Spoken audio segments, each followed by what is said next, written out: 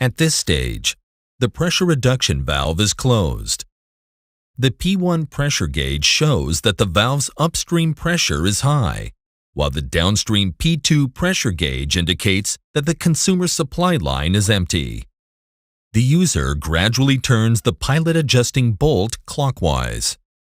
The pilot plunger is pushed downwards, causing a pressure drop in the valve's upper control chamber. This results in the gradual opening of the valve and filling of the consumer line. The downstream pressure stabilizes at the P2 gauge green zone. As shown on the chart, flow through the valve at this stage is constant, and the P1 upstream pressure is reduced to the required green zone settings of the P2 downstream pressure gauge. When consumer water demand is reduced, the pilot responds immediately.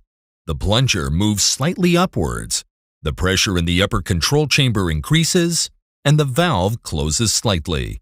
The valve's operation stabilizes, and as shown on the chart, the downstream P2 pressure line remains stable during a drop in the flow, while the P1 upstream pressure increases.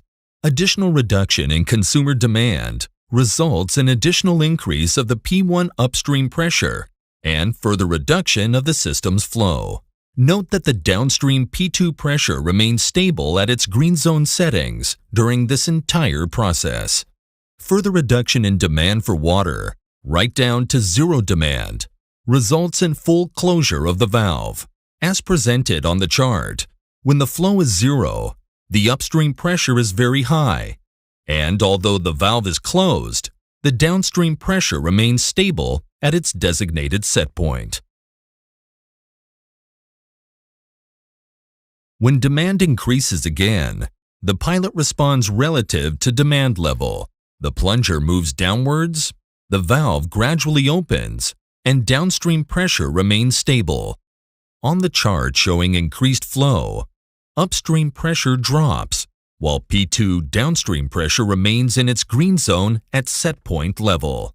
At this stage, P1 upstream pressure decreases. There is a slight reduction of flow, but P2 downstream pressure remains stable within its green zone settings. As shown on the chart, at this stage, flow through the valve is constant. P1 upstream pressure is reduced to its regular green zone settings, and P2 downstream pressure remains stable. In the event of a major drop in upstream pressure, the valve opens fully in order to supply the maximum possible pressure to the consumer pipeline. In this way, the valve ensures continuous water supply, even if pressure is below the desired level. When upstream pressure rises again, the valve responds by gradually closing slightly, thus maintaining P2 downstream pressure within its green zone settings. As shown on the chart, the valve maintains a constant downstream pressure, even when the upstream pressure rises to a very high level.